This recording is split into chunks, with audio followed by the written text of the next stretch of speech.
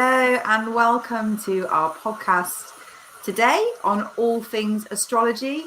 Many of you will know us because you will come to these quite often, but just a very quick introduction for those who don't. My name is Melanie. I'm a spiritual mentor, Reiki Master teacher and tarot reader. And Kat? Yeah, I'm Kat. I'm a spiritual medium and healer, and I'm also in UK. So we will kick off today by talking about astrology, and we're going to start because it's a massive subject, and we've been talking about, well, what are we going to cover in an hour without going down the rabbit hole a bit with astrology, because it can be quite complex. So we're going to keep it really simple.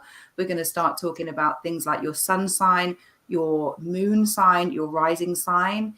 We're going to talk about birth charts, and I believe Kat's got an example of a birth chart so you can have a look at.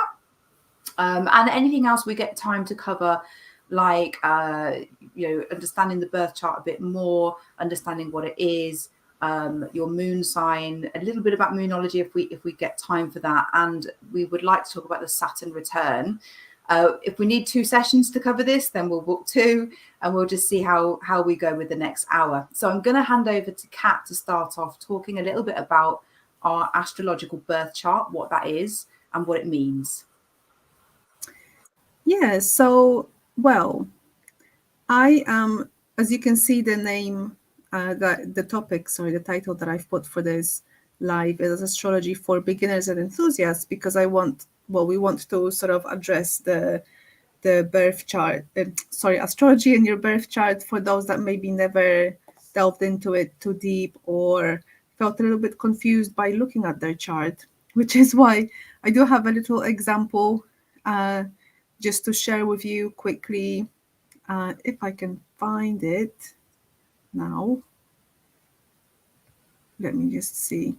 Yeah. Just to quickly show you. So when you search for your birth chart online, because there are many places where you can literally ask for a free birth chart to be generated, so many websites, and you'll get something like this most likely. If you're based in Western countries, because there is also Vedic astrology, which we're not covering today, but you would see something like this. And I mean, when I first looked at it, it looks really confusing. There are just a lot of little signs, pictures, graphs, lines. I mean, very confusing. But this is I liked how Mel described it just before we went on live. This is the map of the sky at the time when you were born. So each of those little bits and pieces are depicting the different planets and the place in the sky that they were at when you were born, basically. So I think that kind of gives a nice illustration in the picture. If you were, I think in one of the astrology books I was reading, the astrologer explained it. If you imagine that you were just born, right, 11:01 a.m., and now the astrologers go with their telescopes, they lie down on the floor and look at all the sky with their telescope to see where all the planets are. And basically they just write it all down pretty much. So that's why it looks like this. But yeah, there's no reason to be scared of it, I suppose. Okay, what do I start with? So I suppose always a short story. Because you can get your birth chart that created for you quite easily now on different websites. What information do people need to have if they want to get that chart? So you need to have your date of birth, the time, and the location. The most accurate to the location you can be. So sometimes online, when you try and get your birth chart, it might not find the name of your town, for instance, if it's a quite small town, but all you need to do is find the nearest bigger town or the nearest city, if there is no nearest town that you can still find online. Just So yeah, there are ways, but you definitely need the time because although some aspects of your birth chart will still be visible if you don't know the time, but a lot can change based on the time that you were born. So really, you would really want to have your birth certificate with you. Otherwise, if you don't know, actually, there are ways to find out what your time of birth was, but that's a very, you have to go to a specific astrologer that deals with there is a name for it, with your birth chart. Oh, I can't even remember. I see. There is a specific name for these astrologers that can actually go back in time and figure out what time you were born based on your life's events. So you would have to tell them from memory, obviously the date you would most likely know, but big life events. And they would then obviously correlate that with the planetary movements and how that would have interacted with your chart, and they can kind of get you there. I never had to use that service, but I can imagine it's probably not the cheapest because it takes a lot of research and time for the astrologer themselves to actually have it all. Yes, I'm lucky. I know the time I was born, so I was able to get my birth chart, but my husband's not sure. He knows the date, obviously, which isn't the time. So I've said to him, you can still get a partial birth chart, but you won't get your rising sign because that changes depending on the time of day. You get your sun sign and you'll get your moon sign. Yeah. So you can start with the midday or midnight if you know it's at least a night or a day. Yeah. It's always good to get a midday chart if you know that it was during the day that you were born, and then just work from there. Or if you know it's night, then get the midnight, and then you kind of work from there, because there is a difference between a night and a day chart as well. But yeah, or usually I think people do know roughly if it was somewhere between 10 11 a.m. That's good enough to start with. It's just, I suppose, more difficult if you just completely don't know the time at all. And you'll be able to get some aspects. It's just, things like the rising sign, unless you've got the specific time, you wouldn't be able to get that. But you can certainly, even if it's just starting off by working out, if you've only ever known your sun sign, which a lot of people do, which is what we call the star sign, and everybody knows their star sign. Even if you could just find out your moon sign, that gives you a whole new. You can. Exactly, because you can know your moon sign by the day you're born, because the moon stays in the sign for 2.5 days or somewhere there. So that's always going to be an easy one. So yeah, I suppose. Diana. Pardon? Hi, Diana. Oh, hi. Thank you for watching, Diana. If you have any questions, because it's a live podcast episode, if you have any questions, post them in the comments once we're finished at the end, and we will answer your questions. We always invite people to do that, which is why we are live doing these talks. So if any questions pop to your head during, please let us know at the end. So I thought I would maybe carry on with a little story, because I think personal stories always bring things a little bit closer to a picture of why one might want to look into something. So I personally always was interested in horoscopes, not astrology, but it always started with horoscopes, right? I mean, horoscopes are rampant and they're everywhere, and you can probably see them in every magazine or almost every website that deals with lifestyle and things like that.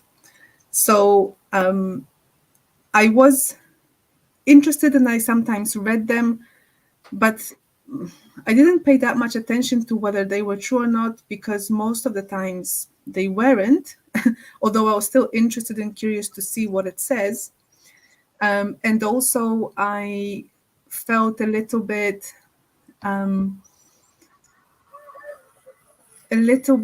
unhappy, let's say, with how my sign was often described. So I'm a Gemini sun. So when I say my sign, obviously I'm talking about the sun only right now. And I often found descriptions of Geminis being two-faced, chatty to the point of being annoying. They talk too much. And yeah, I think the two-faced bit was the biggest one for me, which I wasn't happy about because I never felt like I am two-faced. But anyway, you know, so it kind of, although I had this interest, at the same time I wasn't really liking what I'm hearing.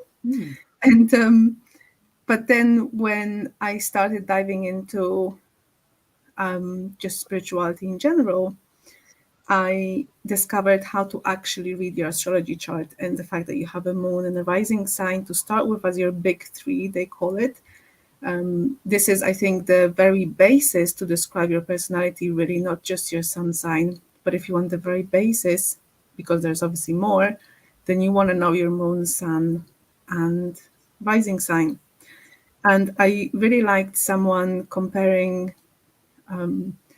maybe not comparing, but they mentioned how personality tests might differ to astrology chart, because I used to take a lot of personality tests. I was very much into that stuff as well. But you know, in a personality test, the test is asking you, tell me, are you like this or are you like that? And I found that it depends on the time of your life, how you're feeling. Are you feeling confident? Are you not feeling confident? You might select a different answer. And then obviously it gives you some sort of a generated answer, but it might not be totally accurate until you look at your astrology chart, and astrology actually tells you about you, right?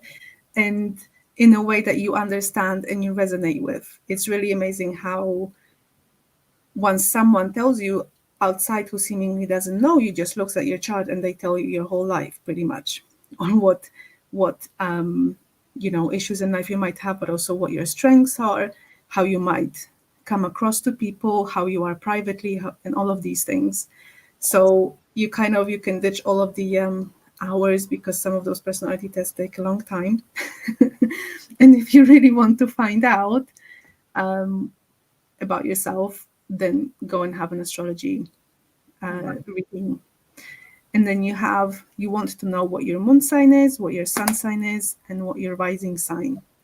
And a little backstory, why me finding out about my rising sign actually made a really big difference, because the rising sign is the sign or the energy that you are exuding to the outside world.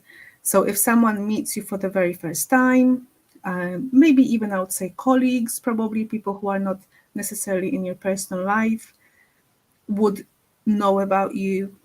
And from the more spiritual point of view, the rising sign is your soul's, those are your soul's traits, natural energies that your soul just has and just is. You don't have to work towards becoming something. It's just, you just are. These are the natural aspects to your soul that incarnated. Therefore, this is how you just are. The sun sign is more about your soul's sort of evolvement. So what your soul is evolving towards. So what it's learning, what it wants you to learn this lifetime, I suppose. It's more of a discovery for the soul.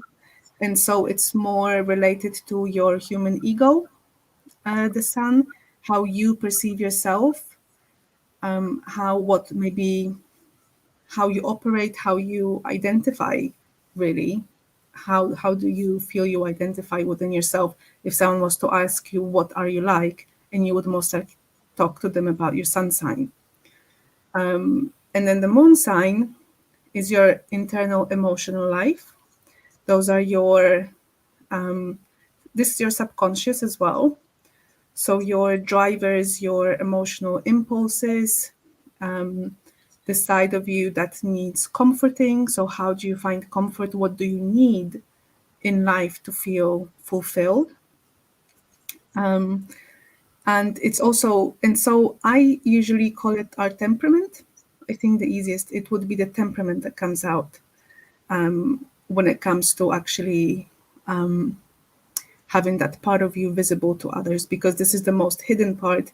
This is the part that only your closest people in your life would know about or would notice.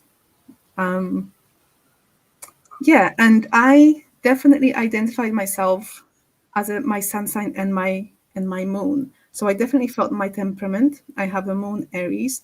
So I felt Aries is, apart from Aries itself wanting to initiate things and sometimes being stubborn and headstrong, it's also a oh gosh, my not a mutable sign, cardinal. Cardinal. Mm. Yeah, it's a cardinal sign, which means it's a sign of taking action and initiative. So apart from just being initiating, it also is cardinal. So I always was the first one, like sort of, or trying to be the first one to do things, or I would speak first, or I would, I don't know, whatever the case may be. So I kind of felt this temperament in me, and then my Gemini curiosity was the other part that I would really see in myself. I love reading books. I love learning, studying. That's all Geminian traits. But then people would see me completely differently. So I often have received comments on how quiet I am, how sensitive I am, how gentle I am. And for a long time, I did not like this because I felt the Aries in me. So I was almost, I would say I was almost fighting it or trying to change it, like as if it's, something to change. But anyway, I know that I did that until I realized or found out about my rising sign being Cancer and all of the traits of a Cancer, which are, well, pretty amazing, to be honest. But it's really funny how I didn't really like it or see it in myself. And I didn't know why everyone keeps telling me these things, because I feel different.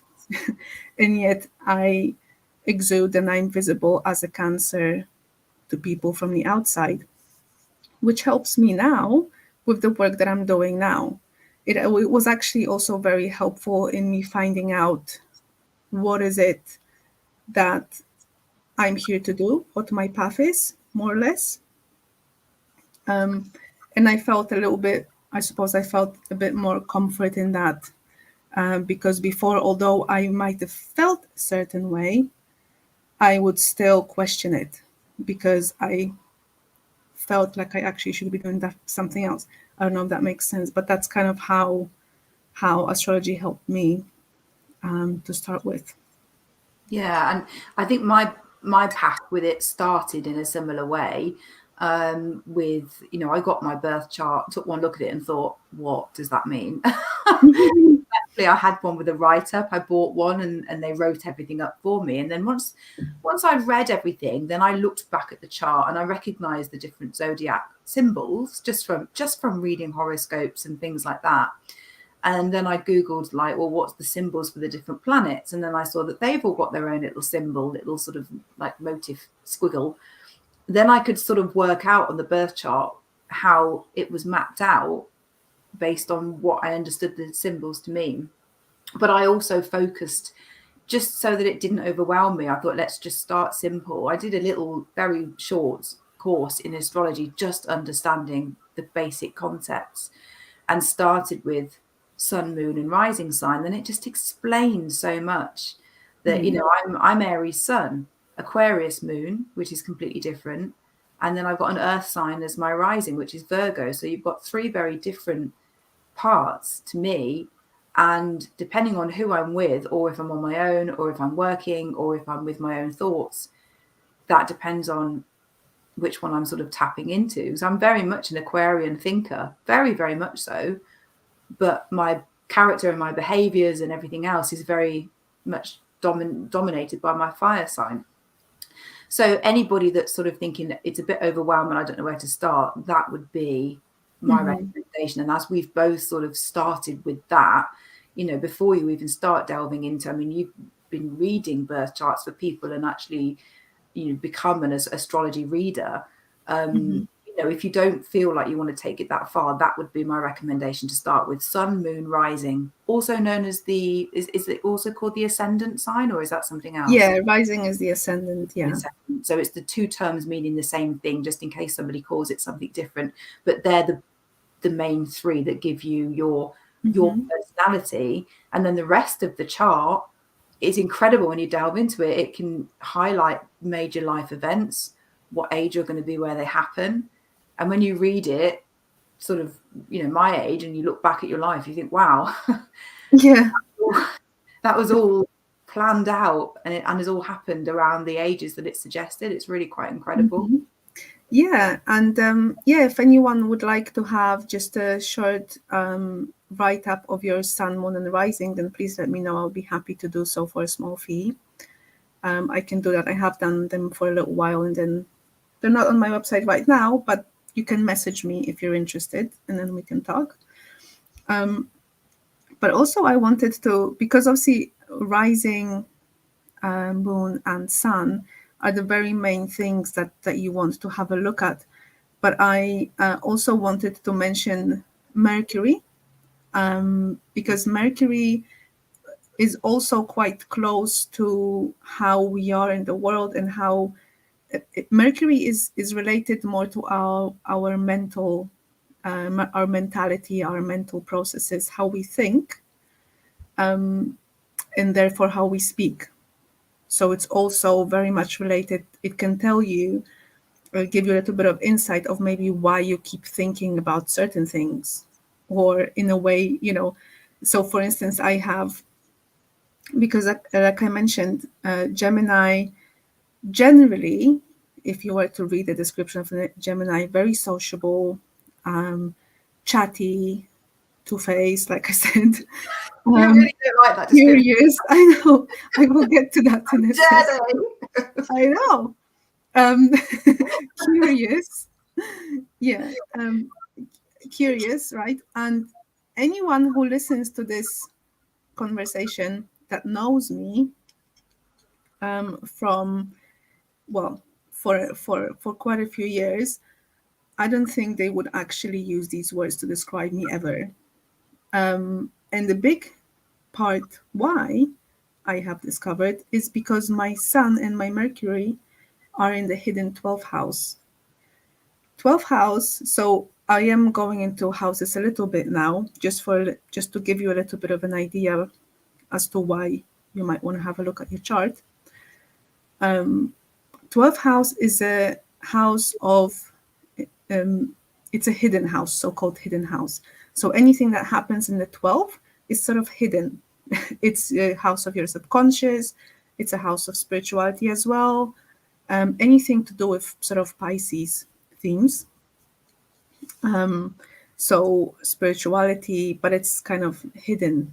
And so it also, your past lives, your karma information that would be there. And so my Mercury being in the 12th house means that I don't share, or I don't feel comfortable sharing what I think. My Mercury being in my Gemini sign, I think a lot. And as you can see by the way I speak, I often jump from one thing to another, because my Gemini is like very busy. It's a very busy mind, and I have many things popping into my head within the same second. So this is my way of speaking now, being my Mercury. But I don't share it with everyone because of my Mercury being hidden in the 12th house. And the same with my sun sign being at the very beginning of the 12th house, which is also being hidden, not feeling that. So you can be a Gemini still, but depending on which house it's at, it gives you an extra flavor of that Gemini energy. I'm a little bit more of an introverted Gemini than you would generally consider a Gemini to be, until you get me talking about spirituality, for instance, being Mercury in Gemini and Sun in the spiritual house of 12th house, then that's when it all comes out, right?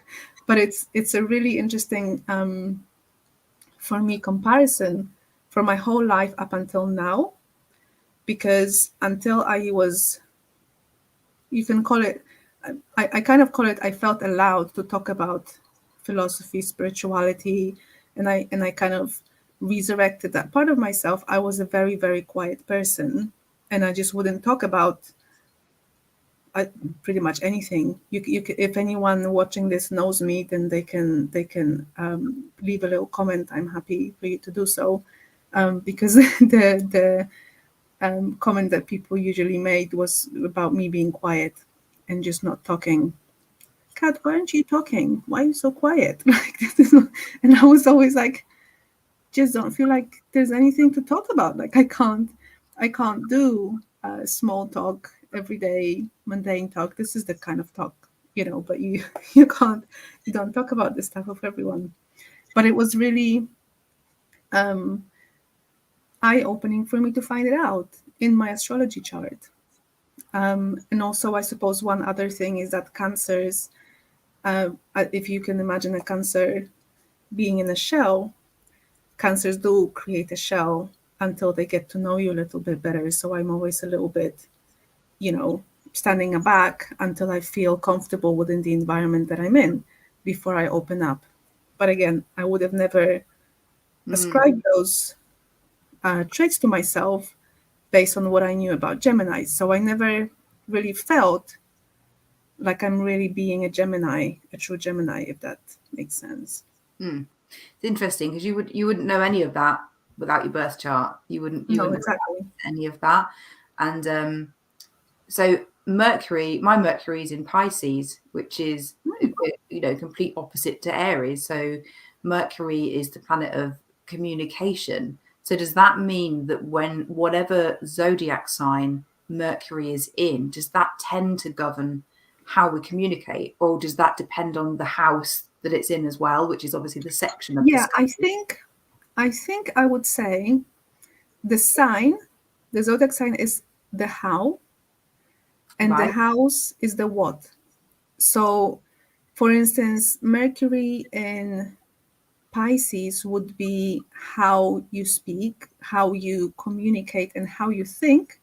So it'd be very Piscean-like, very out there, spiritual, transcendental. I mean, and some other traits of Pisces that I can't remember right now.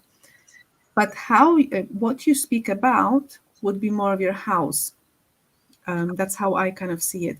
So, do you know what house your Mercury is in? I can find out.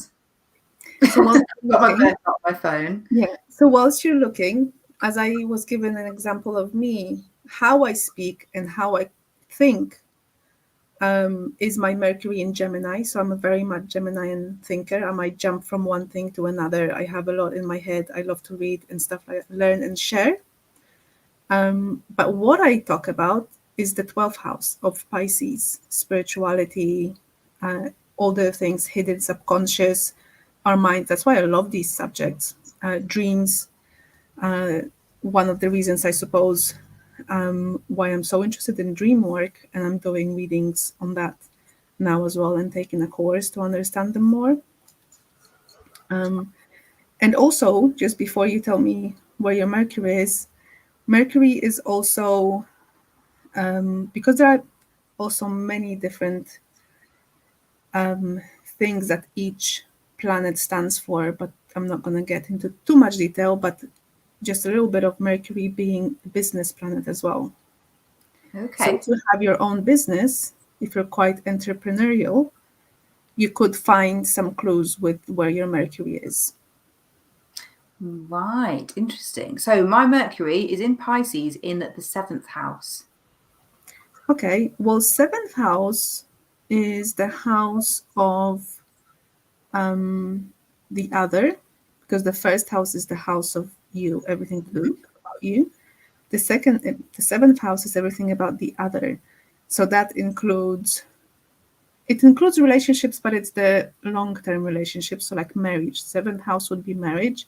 When you're dating, seeing each other, that's the 5th house. 7, it's commitment, but it's also the house of business, business partnerships. So it's partnerships in general, including business partnerships.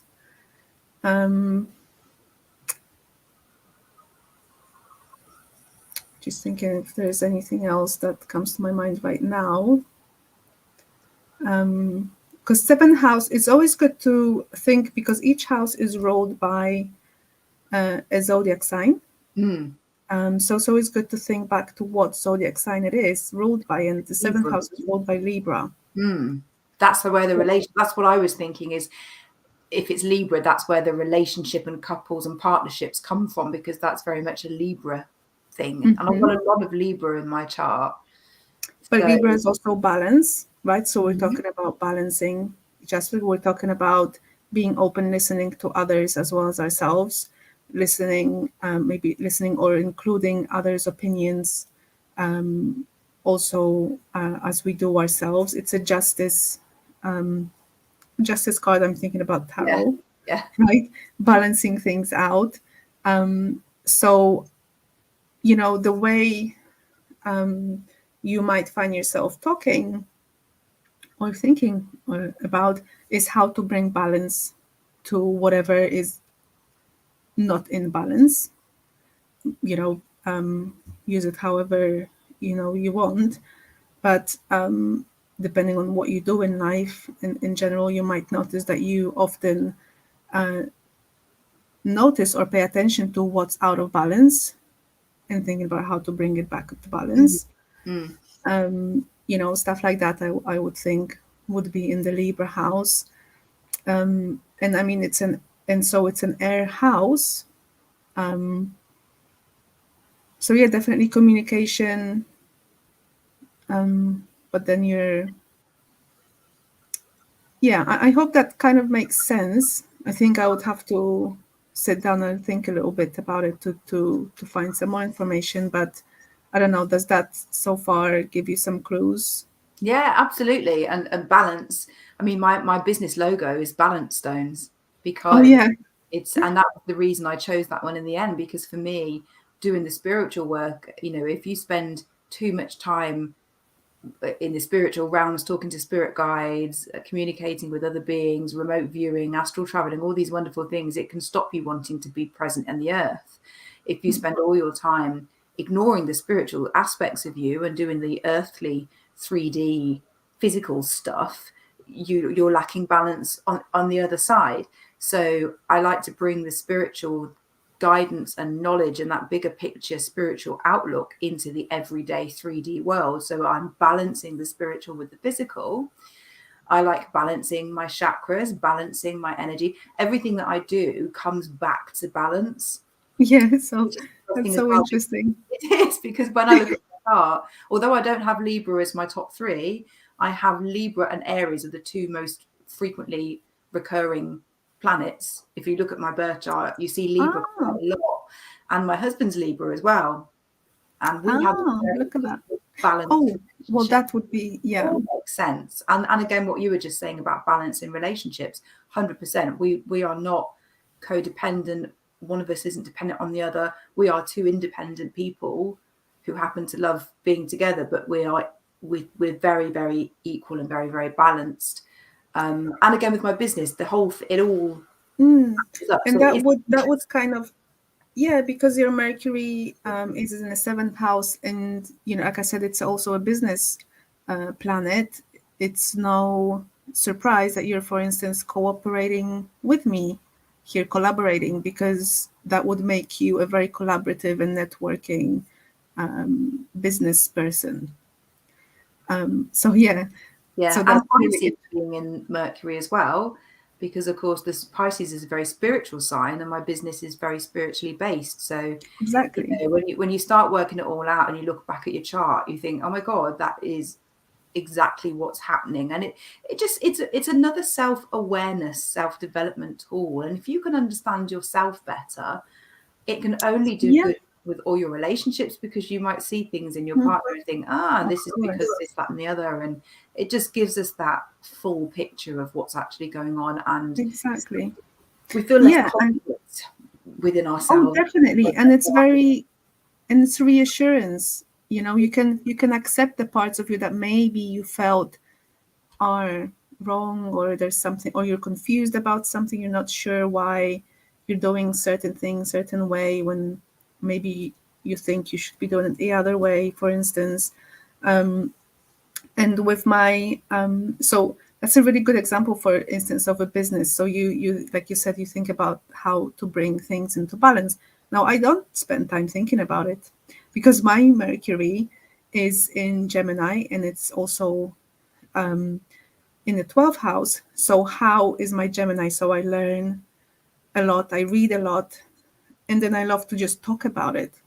So I feel like I'm more of a communicator, in a sense that I just want to share what I've learned, just because I think there is a keyword for each sign. I don't know all of them, but the Gemini is "did you know?" kind of like a phrase. It would start by saying, "Did you know this and this?"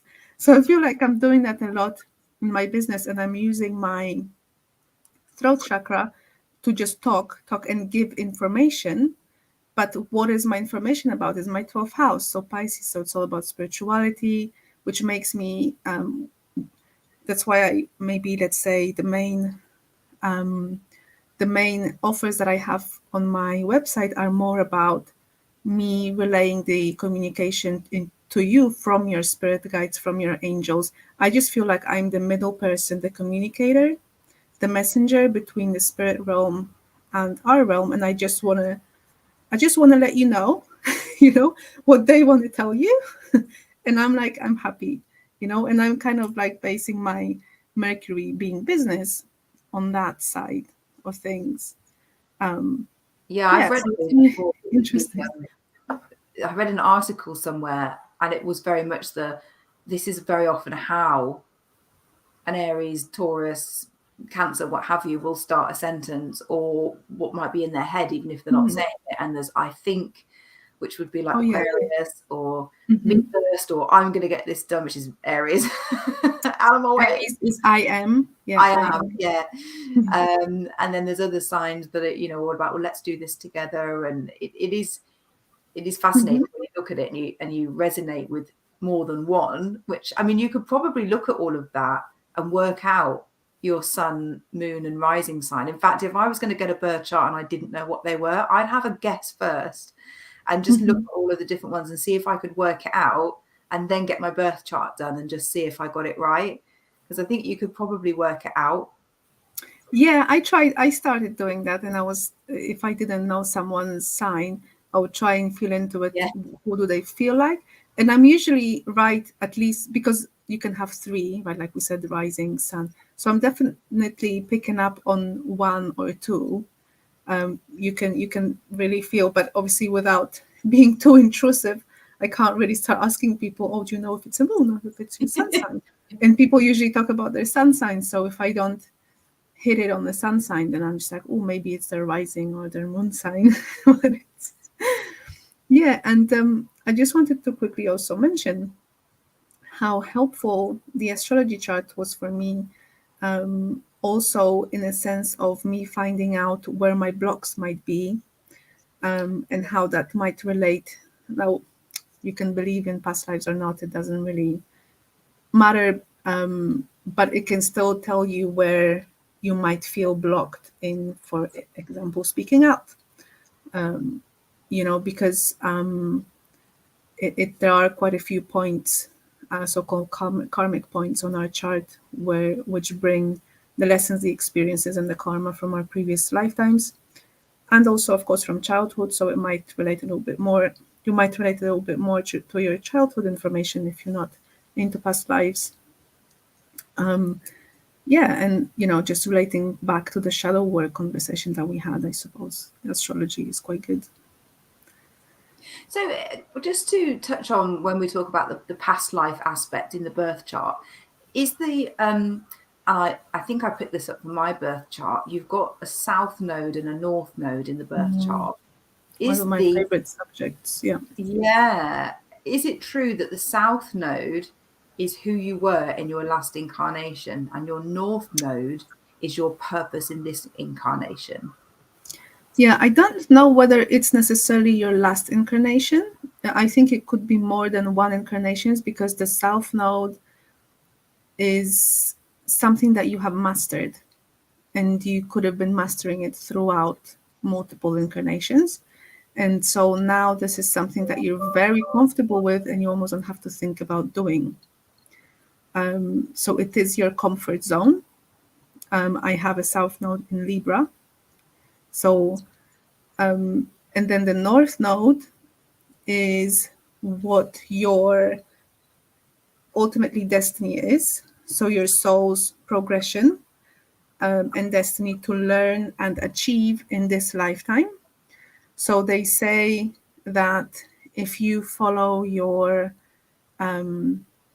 North Node, it will feel a bit more uncomfortable, a little bit more of a challenge, but you should feel internally drive and pull towards it.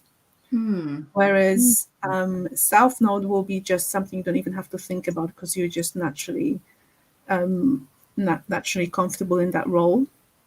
And it was another very interesting point when I found out, because like I quickly mentioned, I had South Node in Libra, which is finding balance and taking everyone's opinion into consideration, creating compromise. And because it's in my fourth house, and fourth house is family, being domestic, amongst other things, of course, but the very main general points. So the way, whereas my North Node is in Aries, also as my moon, and Aries is all about me, right? So Aries wants to put themselves in the forefront. They want to initiate things. They want to conquer things. They want to follow their passions, right, without any obstruction. And it's all about me, me, me. So, and until I found it out, actually, it's interesting because I didn't, I was kind of feeling bad or wrong doing that before I looked at my astrology chart. So it gave me that validation to follow my own impulses and to just be myself and not necessarily compromisable, because that's where the good things will come into your life. So if you follow your North Node, that's when the things turn to your favor, because you're meant to be doing that. You fall back into your comfort zone of your South Node, then generally your life will be a little bit harder, overall, because you're not fulfilling your soul's destiny. So the way I kind of, on my example, would understand it, I could be a really good housewife if I wanted to. I can look after the place. I'm very organized in that sense, and I could have my probably domestic life running smoothly very well. It comes easily to me, but because it's fourth house, but I'm meant to be visible in the outside world, 10th house. So it's always the opposite. The South Node will always be opposite the North Node. So I'm more about being visible and out there and in people's faces, whilst following my own impulses and desires and thinking about my own career, because that's also a career house and stuff like that. So, and although that part is not the easiest for me, but it is also one that brings most rewards. Yeah. I love that. Yeah, really interesting. You know yours? So my South Node is Aquarius, which is the same as my moon sign. So it's easy for me to fall into the deep thinking, off the wall, bizarre concepts, bit eccentric, it's easy for me to be like that because that's my Aquarius and it's how I think. And although Aquarians are also humanitarian and they love doing things for, fighting for causes that they believe in and stuff like that. But my North Node does feel less comfortable, but I'm getting more comfortable with it. And it's in Leo. Oh, right. Yeah. But 10, 20 years ago, I wouldn't even be doing this today because I couldn't I'd fall apart, couldn't speak up in a meeting, let alone go live. So it is less comfortable for me to do stuff like this, but I've had to learn it because I felt a drive to do things like this. And I thought, I'm going to have to overcome nerves. I'm going to have to overcome jitters, and I need to get on with it. And the Aries drive in me makes me, okay, well, let's learn some tips so that you can cope with this. Let's learn some strategies to help you to push yourself to hit the live button, where I've been sat there for an hour and a half going to hit it and then just rehearsing what I'm going to say one more time and then giving up and walking away, which I've done many times in the past. Not anymore, thankfully. So yeah, it is interesting. And I think that with the big three, they're actually quite key things for people to find out what they've got, because if you've got something in your North Node that feels a little bit of a challenge, that's why it feels a bit of a challenge. But the more I shrink back into myself and think, oh, I don't want to do it, I want to hide away, things go wrong for me, because I'm not meant to be doing that. I'm not designed to do that. I've got to just, you're meant to be the loud and proud Leo, creative. So, strutting my stuff across the stage. Yeah. The word stage makes me shudder, but it's being in the limelight is something that I have to get used to, because it's part of. It's interesting that you said it will feel uncomfortable. It's meant to feel uncomfortable, but that's what you're here to overcome and to grow into. So that's a bit like your life purpose. It is. It is. It ties into what you're here to achieve. So I think that's actually pretty huge for anybody that gets their birth chart read, is to really understand that North Node even more than the South. Yeah, definitely. And I concentrate and focus in my readings on those major themes. So your big three, your North Node, your South Node. I would probably mention something about Mercury. And if I notice any obvious blocks that someone might have, like, the houses maybe, or some of the aspects that the planets are making that are just glaring you, that might be really good to mention, to bring some validation and clarification for people. But I, like you said, life purpose with the North Node, definitely, but it's life purpose beyond our human thinking of career, or not even just career, but what I do in life. This is a life purpose of because of your soul's evolution kind of purpose. So it doesn't have to relate to what you're doing in business, for instance. Like, it might have nothing to do with business or work, So it's good to see what aspects your North Node makes as well, and all of that stuff.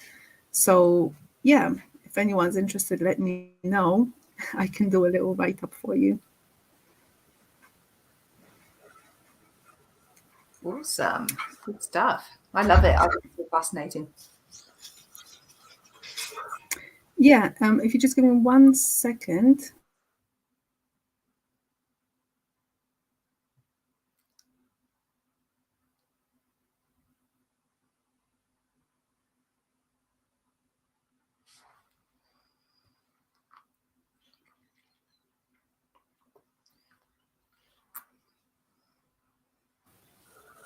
Sorry about that. I didn't know if there was any noise being picked up by a microphone. That was a pet. No, yeah, it was the door, because I left the door open and my partner just walked in, and it's quite loud. Oh, okay. Apologies for that. Cat scratching to get out or something. I could just hear just little noises, like. Yeah. No, I don't have pets, unfortunately. Oh. Yeah. No, I can't right now. I just know I couldn't take care of one properly. So I hold myself back right now. But yeah, so I suppose those are, as we thought it would take probably majority of the conversation just talking about sun, moon, and rising, because it is such a vast subject. So I would love people to get interested in their astrology chart, because it can explain so much about what you might be going through in life. Literally anything you can think of. anything you can think of. And it's very therapeutic, understanding your chart, because it gives you tools and ideas as to how you can overcome a few things, because it would point out why certain areas of your life might be a little bit more difficult than others, without you having to explain yourself. So, for instance, if you decided to have therapy, because maybe you're unlucky in love, for instance, in relationships, most likely you would probably have to tell your story quite a lot, start from the beginning, and then you start uncovering and unraveling. Whereas if you go for astrology reading, you just say, I would like to find out, why I'm unlucky in relationships, and then they just look at your chart and they tell you. You don't have to tell them.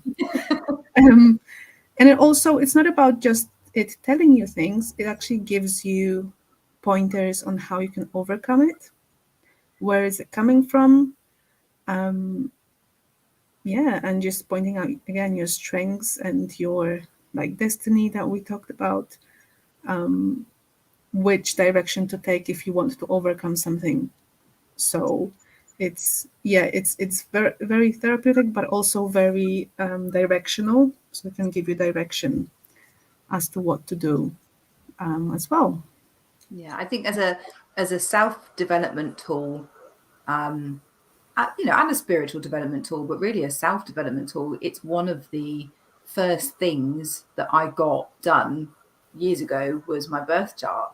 And from there, I've learned lots of different things, and to try to understand myself better, like we were talking recently about shadow work and things like that. It's just another tool to use to understand yourself better. But I do think the birth chart is fundamental, really, to get your birth chart read and understand it. It just gives you so many epiphanies and aha moments where you realize, that's why I keep going through that, and that's why that feels uncomfortable in this lifetime.